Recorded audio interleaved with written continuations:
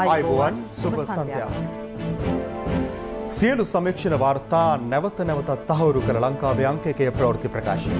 පැත්ත ගියත් ඇත්ත කියන හිරු සවස 6:55 ප්‍රධාන ප්‍රවෘත්ති ප්‍රකාශය සමගින් ඔබ හමු වන මම ධනුෂ්ක සෙනවිරත්න. මම උත්පලා රත්නායක. මුලින්ම සිරස්තල.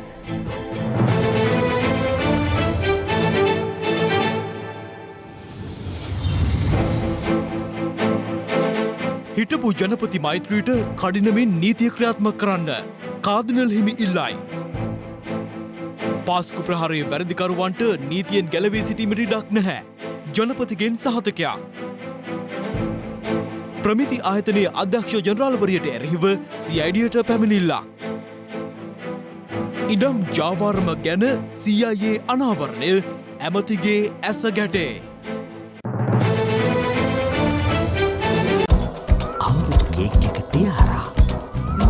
කියල හැදෙවූ වගේ. මුල්ම අවධානය දවසේ පුවත වෙත. දවසේ පුවත.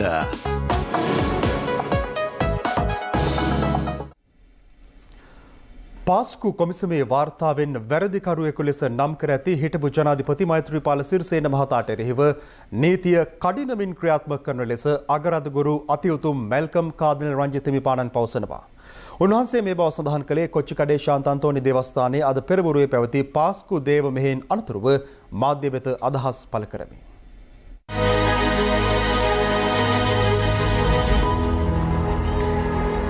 ජෙරුසලමේ කල්වාරි කන්දේදී කුරිසිපත් වූ ජේසුස් ක්‍රිස්තුන් වහන්සේගේ උත්ථාන වීම සිහිපත් කරමින් ලෝපුරා කිතුණුවන් පාස්කු ඉරිදාව සමරනවා.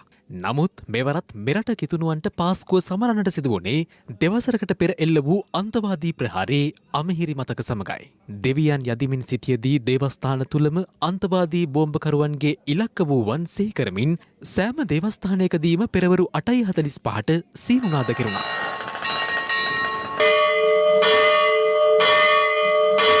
මේ මොහොතේ රැඳී සිටින්නේ කොළඹ කොච්චිකඩේ ශාන්ත අන්තෝනි දේවස්ථානයේ. මීට වසර දෙකකට පෙර පාස්කු ඉරිදින යෙදී තිබූ අප්‍රේල් 21 වනදා ත්‍රස්තවාදීන්ගේ එක් ඉලක්කයක් බවට කොළඹ කොච්චිකඩේ ශාන්ත අන්තෝනි දේවස්ථානය පත් වුණා. එම අඳුරු මතකයක් සමගයි මෙම කිතුණු බැතිමතුන් මෙම දේව මෙහෙයට සහභාගී වී සිටින. විශේෂයෙන්ම සඳහන් කරන්න ඕනේ මේ දේව මෙහෙයට සහභාගී වී සිටින බැතිමතුන් වෙනුවෙන් විශේෂ ආරක්ෂක වැඩපිළිවෙලක් පොලිසිය මෙන්ම ආරක්ෂකංශ එක්ව සංවිධානය කර ඇති ආකාරයද අපට දක්නට ලැබුණා. දේවස්ථානයේ රැස් වූ බැතිමතුන් අදින් දෙවසරකට පෙර තමන් සමග දේව මෙහෙයට එක්ව සිටියදී බෝම්බ ප්‍රහාරයෙන් දිවි අහිමි වූවන් මෙලෙස සිහිපත් කළා.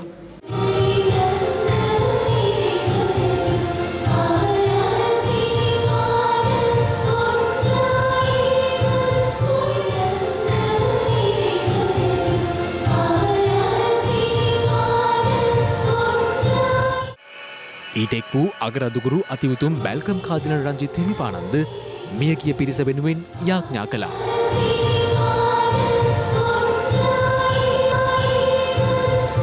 දැන් අවුරුදු දෙකක් වෙනවා මගේ පුතා වරන් දෙන්න පුළුවන් ඔයගලන්ට. සල්ලි වලින් වැඩක් නැහැ. අපිට අපේ පුතාලා ළමයිලාව ගෙනත් දෙන්න. ඇයි මේව කෙරුවේ?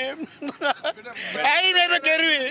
සාධාරණ වෙන්නම ඕනේ. අපේ හිටපු ජනාධිපතිතුමා ඡන්දෙ ඉල්ලනවායි කියලා කතාවක් යනවා. මම අහන්න කැමති ඇඳුම් ඇඳගෙනද මේ කතාව කියන්නේ කියලා. මේ මිනිස්සුන්ගේ මරණ ගැන දැනත් Tamanගේ ණය යුතුයකම් අමතක කරලා දාලා පිටරටට ගිය ජනාධිපතිතුමා කොහොමද ඡන්දෙ ඉල්ලන්නේ ආයෙත් සැරයක්? කොහොමද පක්ෂයක නායකයෙක් වෙන්නේ? කොමිෂන් සභා වාර්තාවේ එතුමා වරදකරුවෙක් හැටියට හඳුන්වලා තියෙනවා. එහෙමනම් එතුමාට විරුද්ධව ගන්න ඕනේ ක්‍රියාමාර්ගය නීතිමය වශයෙන් ගන්නට තවත් පරක්කු කරන්න අවශ්‍ය නැහැ. දෙවෙනුව පොලිසියේ උසස්ම නිලධාරියෙක් අද සීනියර් DIG කෙනෙක්ගේ පෝස්ට් එකේ ඉන්නවා කන්ද උඩරට. මේ පිළිබඳව දැනගෙන මුකුත් කරේ නැහැ කියන චෝදනාව එයා ගැන තියෙනවා. මේ වගේ විනාශයක් කරපු මේ විනාශය වළක්වන්නට තමන්ගේ යුතුයකම ඉෂ්ට නොකරපු ඒ නායකයන් ඒ වගකිව යුත්තන් පාස්කු ප්‍රහාරයේ වාර්තාව පැහැදිලිවම නම් කරලා තියෙනවා. තවත් බලාගෙන ඉන්නේ මොනවටද මාස ගණන් අවුරුදු ගණන්. මට ඒක අහන්න කැමතියි ජනාධිපතිතුමාගෙන් සහ රජයෙන්. අනිත් එක මේ වැඩ කටයුතු වලට සම්බන්ධ වෙච්ච සමහර ඇමතිවරු පාර්ලිමේන්තුවේ වාඩි වෙලා ඉන්නවා සහරාන්ලත් එක්ක හොඳට hina වෙවි ගනුදෙනු කරපු. මේක අපහාසයක් අපිට.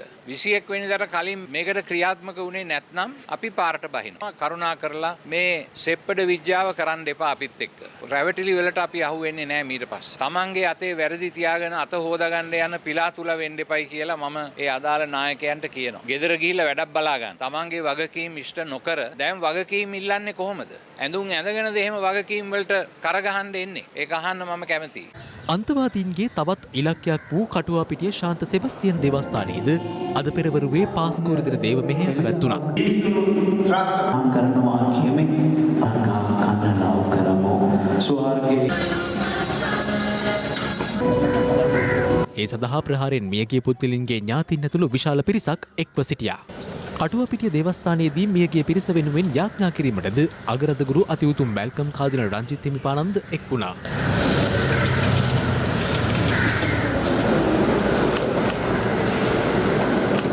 මරාගෙන මැරෙන බෝම්බකරුවන්ගේ තවත් ඉලක්කයක් වූ මඩකලපුව සියුම් දේවස්ථානයේද පාස්කු දේව මෙහෙයක් සංවිධානය කර තිබුණා. මේ අතර පාස්කු දිනය වෙනුවෙන් පණිවුඩයක් නිකුත් කරමින් ජනාධිපති ගෝඨාභය රාජපක්ෂ මහතා පවසන්නේ පාස්කු ප්‍රහාරයේ වැරදිකරුවන්ට නීතියෙන් ගැලවීමට කිසිසේත්ම ඉඩ ලබා නොදෙන බවයි. අග්‍රාමාත්‍ය මහින්ද රාජපක්ෂ මහතා පවසන්නේ පාස්කු දින ප්‍රහාරයේ වින්දිතයන් වූ සැමට සාධාරණයට වන තෙක් වූ කිතුණු ජනතා ඉවසීම විශිෂ්ට බවයි. පාස්කෝරිදා ප්‍රහාරයේ මහ මොලකරුවන් සොයා ගැනීමේ වගකීමෙන් කිසිවෙකුටත් බැහැර විය නොහැකි බවත් එම පරීක්ෂණ විශ්වසනීයත්වයෙන් සහ කඩිනමින් සිදුවිය යුතු බවත් නිවේදනයක් නිකුත් කරමින් විපක්ෂ නායක සජිත් ප්‍රේමදාස මහතා පෙන්වා දෙනවා. දසනකාන්තී චූර්ණය සහිත ලීවර් ආයුෂ් දන්තාලේපය දත්වල ඇති ප්‍රශ්න 10ක් වලකයි. තමන් නියෝජනය කළ ආණ්ඩුවක් තිබියදී සිදු වූ පාස්කු ප්‍රහාරය සම්බන්ධයෙන් ජනතාවගෙන් සමාව අයදින බව විපක්ෂ නායක සජිත් ප්‍රේමදාස මහතා පවසනවා. තිස්ස මහරාමේදී පැවති විපක්ෂ නායක ජංගම සේවයේදී අදහස් දක්වමින් විපක්ෂ නායකවරයා මේ අදහස් පළ කළා.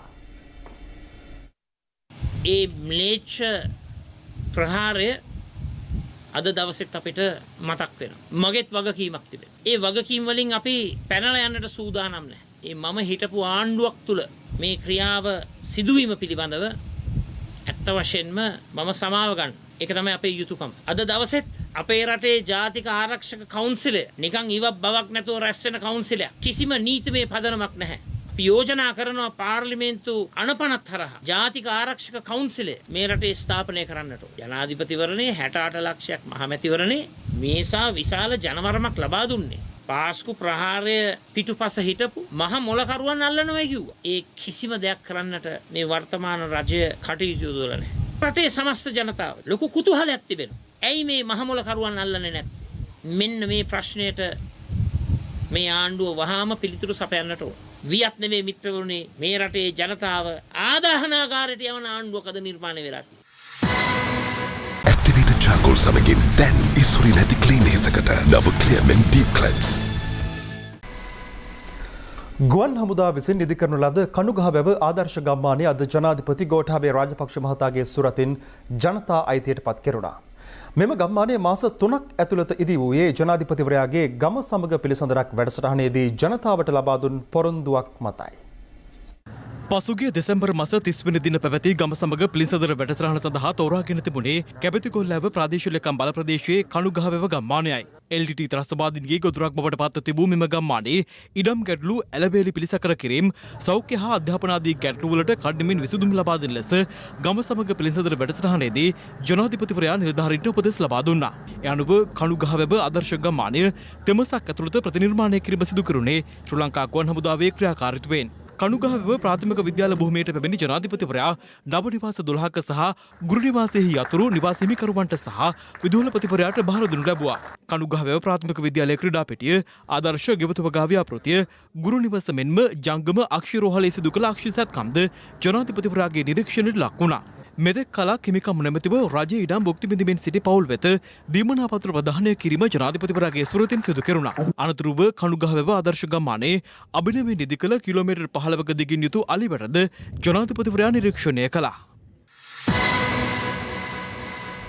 විෂ සහිත පොල්තෙල් අර්බුදය සම්බන්ධයෙන් ශ්‍රී ලංකා ප්‍රමිති ආයතනයේ අධ්‍යක්ෂ ජනරාල් ආචාර්ය සිද්ධිකාජී සේනාරත් මහත්මිය සිදු කළ ප්‍රකාශය පිළිබඳ වහාම පරීක්ෂණයක් ආරම්භ කරන ලෙස ඉල්ලා සිංහලයේ ජාතික සංවිධානය අපරාධ පරීක්ෂණ දෙපාර්තමේන්තුවට අද පැමිණිල්ලක් කළා. මේ අතර වෙළඳපොලේ අප කළ සංචාරයකදී පාරිභෝගිකයින් මෙන්ම වෙළඳුන්ද පැවසුවේ මේ වන විට පොල්තෙල් මිල ගණන්වල යම් ඉහළ යාමක් ඇති බවයි.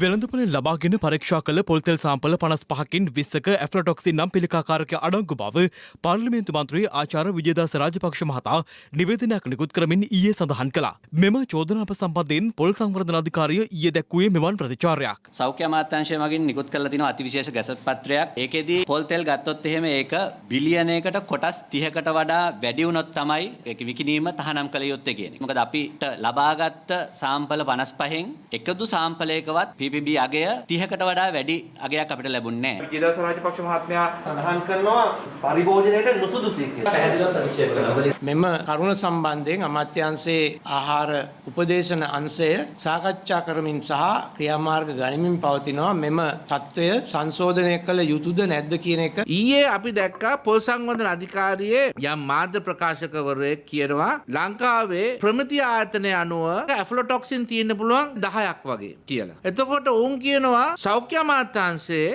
එම විෂකාරක ප්‍රමාණය 30කට වඩා වැඩි වුණොත් තමයි විෂකාරක. එහෙනම් මම අහනවා පොල් සංවර්ධන අධිකාරියේ ඇෆ්ලොටොක්සින් විවිධ ප්‍රතිශතවල තියෙන ඒවා ආහාරයට ගැනීමට සුදුසුයි කියලාද මේ කියන්නේ. එතකොට අපේ පාරිභෝගික ජනතාව වස පොඩ්ඩක් කෑවට කමක් නැහැ. පසු කාලින මරුණට කමක් නැහැ. එතුමාලම කියනවා නම් දේශීය නිෂ්පාදනය කරන පොල් තෙල් වල මේ ටෙස්ටිං කරලා නැහැ කියලා. එහෙනම් මේ ආනයන කරු ගේන මේ විෂ සහිත තෙල් කන්න කියන්නේ ඇයි? පාරිභෝගික අයිතීන් සුරකීමේ සංවිධානයද මේ සම්බන්ධයෙන් අදහස් පළ කළා. මෙහි තිබෙන විස පිළිබඳව ප්‍රමිති ආයතන එක කතාවක් කියනවා, සෞඛ්‍ය අමාත්‍යාංශය තව කතාවක් තියෙනවා, පාරිභෝගික අධිකාරිය තව කතාවක් තියෙනවා. 1980 අංක 26 දරන ආහාර පනත අනුව ආහාර බය පිළිබඳ නිසි බලධාරියා තමයි මේ ආහාර සම්බන්ධව කතා කරන්න ඕන. හැබැයි මේ වෙනකොට සෞඛ්‍ය අධ්‍යක්ෂ ජනරාල් මේ පිළිබඳව කතා කරන්නේ නැහැ. ශ්‍රී ලංකා ප්‍රමිති ආයතනයේ අධ්‍යක්ෂ ජනරාල්වරිය ඊයේ දිනේදී නාලිකාවකට ප්‍රකාශ කරනවා මේ රටේ තවත් සමාගම් මේ වසවිස මේ රටේ පාරිභෝගිකයන්ට විකුණනවා කියලා. ඉතින් ඒ නිසා අපි එතුමියට කියනවා වහාම මේ වසවිස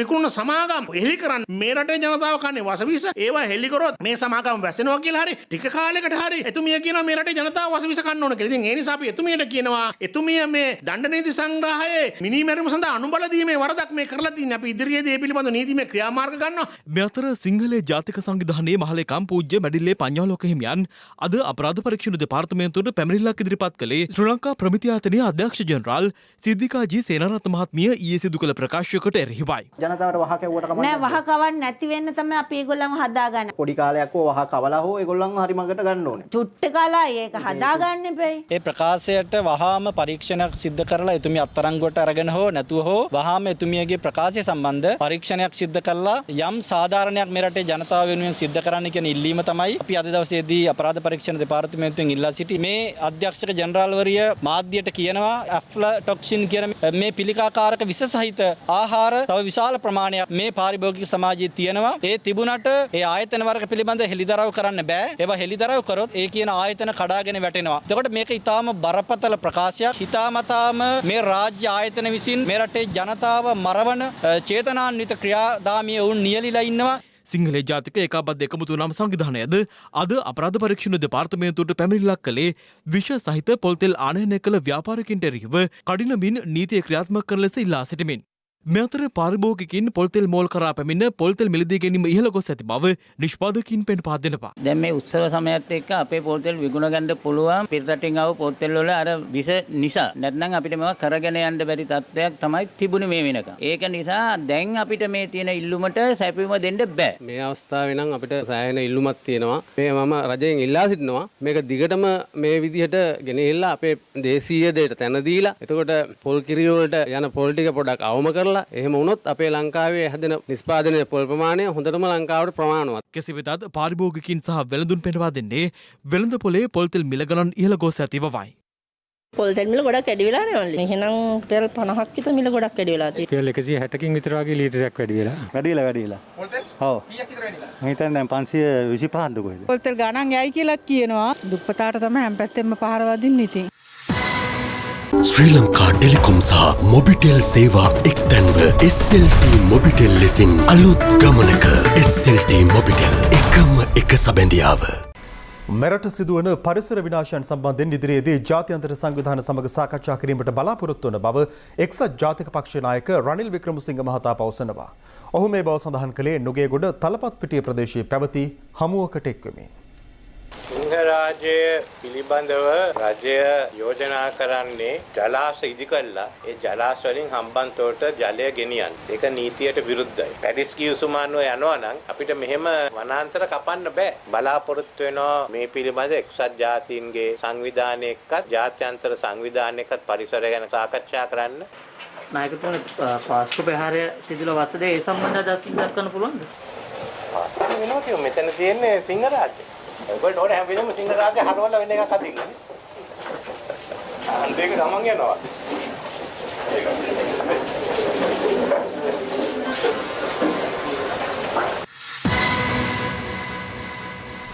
හිරු CIA හරහා හෙළි කළ කුරුණෑගල ඉඩම් රෙජිස්ට්‍රාර් කාර්යාලය හරහා සිදුව ඇති මහා පරිමාණ ඉඩම් වංචාව පිළිබඳ වහා විමර්ශනයක් ආරම්භ කරන බව ඉඩම් හා ඉඩම් සංවර්ධන අමාත්‍ය SM චන්ද්‍රසේන මහතා පවසනවා.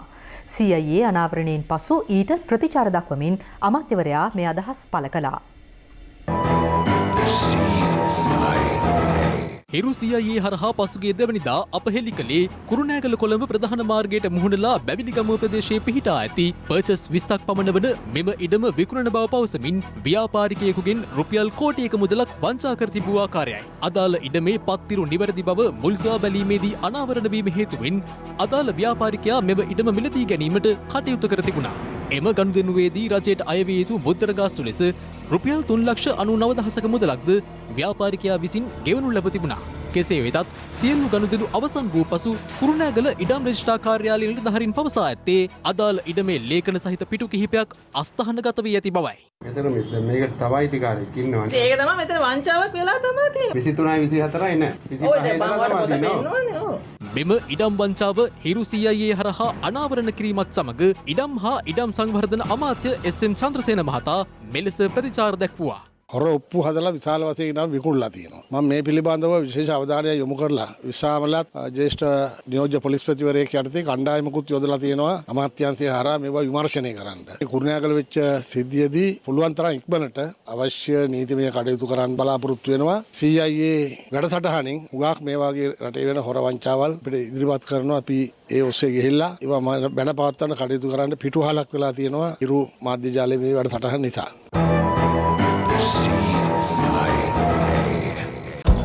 අමුතු කේක් එක තියාරා කියලා හැදෙවෝ වගේ.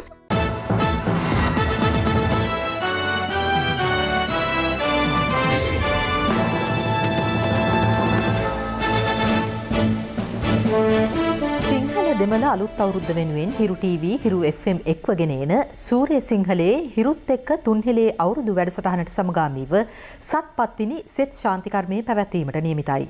රටට ජාතියට සෙත් පතා සිදු කෙරෙන මෙම ශාන්ති කර්මය අවසානයේ දෙවි දේවතාවුන් උදෙසා පූජා කෙරෙන දේව දානය වෙනුවෙන් මුළු රටෙන්ම අලුත් සහල් සම්මාදම් කර ගැනීමේ වැඩසටහන අද 5 වන දිනටත් ක්‍රියාත්මක වුණා.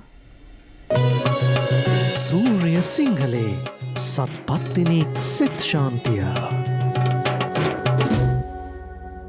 හිරු මාධ්‍යජාලයේ සභාපති රේණු සිල්වා මහතාගේ සංකල්පයක් මත රටට ජාතිට සෙත් පතමින් සූර්ය සිංහලේ හිරුත් එක්ක තුන්හෙලේ අවුරුදු වැඩසටහනට සමගාමීව පැවැත්වෙන සත්පත්තිනි සෙත් ශාන්ති කර්මය අවසානයේ බෙදෙන දේවදාන උදෙසා මුළු රටින්ම අලුත් සහල් සම්මාදන් කිරීම දිවයින පුරා විහිදී යන මාර්ග 3ක් ඔස්සේ අප්‍රේල් මාස 9 වෙනිදා දක්වා දින 10ක් පුරා සිදු කෙරෙනවා.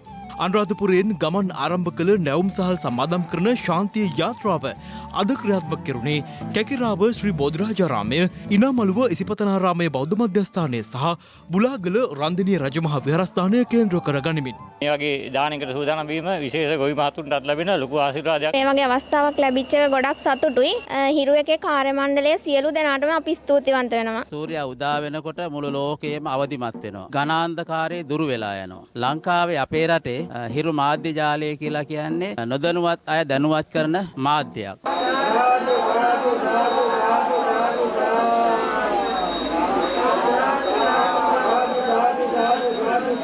මෙහිරු මාධ්‍ය ජාලාව තුළින් ගම් නියංගම් පාසා ගිහිල්ලා මේ වාගේ සිදු කිරීම පිළිබඳව පුණ්‍යානුමෝදනා පූර්වක පින් දෙනවා. මහියංගනින් ඇරඹි මාර්ගයේ සහල් සමාදම් කිරීමේ කටයුතු නාවුල සිරි අරහත් පබ්බතාරාමය මාතලේ බෞද්ධ මන්දිරය සහ වතේගම විද්‍යාදර්ශන පිරිවෙනදී සිදු කෙරුණා. කවදත් හිරු රූපවාහිනී මාධ්‍ය අවශ්‍ය වෙලාවට කළ යුතු දේ සමාජයට සත්‍ය ඉදිරිපත් කරන මාධ්‍ය අතර ප්‍රධාන මාධ්‍යයක් ඇටියට පොදු ජනතාව පිළි අරගෙන තියෙනවා. ඒක අපිට සතුටට කරුණක්. ලෝක පුරාම මේ වසංගත තියෙන අවධියේදී අපේ හිරු මාධ්‍ය ආයතනයෙන් අපේ සභාපතිතුමා කරන මේ සත්කාර්ය බොහෝම වටිනවා. මේ වගේ සත්පත්තිනි දේවමෑණියන්ට කරන මෙහෙයක් හිරුවෙන් තමයි කරාවේ. ඒකට අපිට ගොඩාක් සතුටුයි. ඇත්තටම දරා ගන්න බැරි සතුටක් තියෙන්නේ උදේ ඉඳලා පොලිමේ ඉඳලා මේ උතුම් දේ ලබා දෙන්න මේ ස්ථානෙට. කතරගමින් ඇරඹුණු තෙවැනි ගමන් මාර්ගයේ අලුත් සහල් සමාදන් කිරීමේ කටයුතු සිදු වුණේ අගුණකොළ පැලැස්ස අලුත්ව පුරාණ රජු මහා විහාරය, මිදනිය ගොඩගල් ආර ශ්‍රී බෝධිරාජාරාමය සහ වලස්මුල්ල සාගත රජ මහා විහාරයේදී. මේ වගේ පොලිමක ඉඳගෙන යව් කට්ට කාගෙන මේ පිනේ දහමේ වැඩ කටයුතු මේ කරන්න මේ කරන මහඟු සේවයට හිරු ටීවී ආයතනටත් අපේ ගොවි ජනතාවගේ භක්ති ප්‍රණාමය මේ අවස්ථාවේදී අපි පුද කර සිටිනවා. අපේ ඇරණි දේවල් සමාජයෙන් ගිලිහලා යන කාලෙක හිරු මාධ්‍යජාලය එහි සභාපතිතුමා මතු පරම්පරාවට දැක බලා ගන්න මේ වගේ දේවල් කිරීම ගැන අපි හදවතින්ම සතුටු වෙනවා.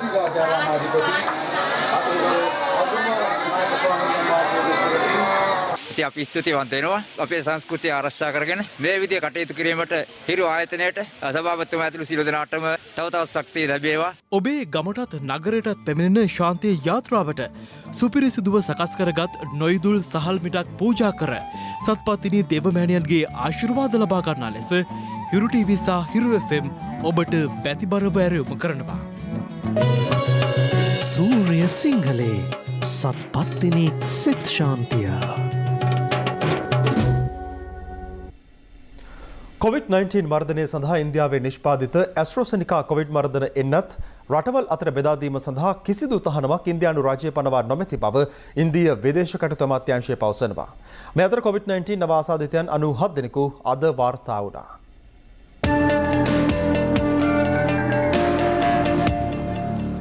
නව ආසාධිතින් 97 දෙනාද සමග මෙරට සමස්ත COVID-19 ආසාධිතින් සංඛ්‍යාව 93,392ක් දක්වා ඉහළ ගියා.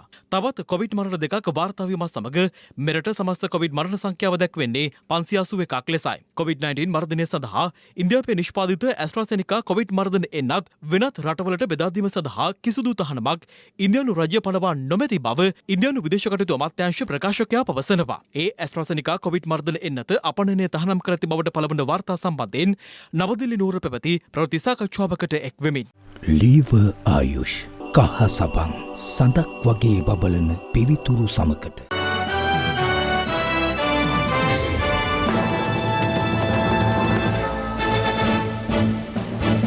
දැන් තවත් දේශපුවත් කිහිපයක් සමගින් රටවටා හිරු. රටවටා හිරු 71ට අඩ සියවසක් හැරවුමක ඇරඹුමක් නමින් 71 කැරළට සම්බන්ධ වූවන්ට උපහාර පිදීමේ උත්සවයක් අද පස්වරුවේ කොළඹදී පැවැත්වුණේ අභාව ප්‍රාප්ත රෝහණ විජේවීරගේ පුත් ඔවින්දු විජේවීර මහතාගේ ප්‍රධානත්වයෙන්. අද හාල් ටික අපි පිටරටින් ගේන තැනටපත් වෙලා වීර පරම්පරාවක හිඟේ අපිට දැනෙනවා. තොරතුරු තාක්ෂණයෙන් සන්නද්ධ වෙද්ද නූතන තරුණයත් එක්ක අපි ඒ අරගලයේ ඒ වෙනස කරන්න අපි සූදානම් වෙනවා. ඒ වගේම අපි ඒ දේ කරනවා. ටොයියෝ බයියෝ ජෙප්පෝ. එහෙම අපිට නෑ. අපිට ඉන්නේ මේ රටේ පුරවැසියෝ හොඳ මිනිස්සු අපි එකතු කරනවා. බදුල්ල වෙන්කල්ලඩි මාර්ගයේ පුළුල් කර කාපට අතුරා සංවර්ධනය කිරීමේදී පස්තර සිට බිබිල දක්වා කොටසේ කටයුතු මන්දගාමීව සිදුවන බව පවසමින් ලුණුගල බස් නැවතුම්පල ඉදිරිපිටදී ප්‍රදේශවාසීන් මාර්ගය අවහිර කරමින් විරෝධතාවකට නිරත වුණා. වත්තල ප්‍රදේශයේදී පදකමාරුවක් අසල නතර කළ යතුරුපැදියක ඊට පිටුපසින් පැමිණි මෝටර රථයක් ගැටී සිදුවන අනතුරක් CCTV කැමරාවක මෙලෙස සටහන්ව තිබුණා. කොළඹ කටුනායක අධිවේගී මාර්ගයේ ත්‍රිරෝද රථයක් ගමන් කරන ආකාරය දැක්වෙන වීඩියෝවක් මේ දිනවල සමාජ මාධ්‍යයේ සංසරණය වනවා. රටවටා හිරු 10 ඒ කියන්නේ ලයිෆ් බෝයි අවස්ථා 10කදී ලෙඩ රෝග 10කට හේතු වන වෛරස් ඇතුළු විෂ බීජවලට එරෙහිව සටන් කරනවා කියලා. ශ්‍රී ලංකා ටෙලිකොම් සහ මොබිටෙල් සේවා එක්තැන්ව SLT මොබිටෙල් ලෙසින් අලුත් ගමනක SLT මොබිටෙල් එකම එක සබැඳියාව. හිරු සවස 6:55 ප්‍රධාන ප්‍රවෘත්ති ප්‍රකාශයමින් නිමවට පත්වනවා. පැත්ත නොගත් ඇත්ත දැනගැනීමේ අයිතිය තවදුරටත් තහවුරු කර ගැනීමට ඔබගේ ජංගම දුරකථන ජාලය අනුව තිරේ දිස්වන පරිදි හිරු ප්‍රවෘත්ති SMS සේවාව සක්‍රිය කරගන්න. අපේ ලතමනේ රාත්‍රී 9:55ට. ආයිබෝවන්.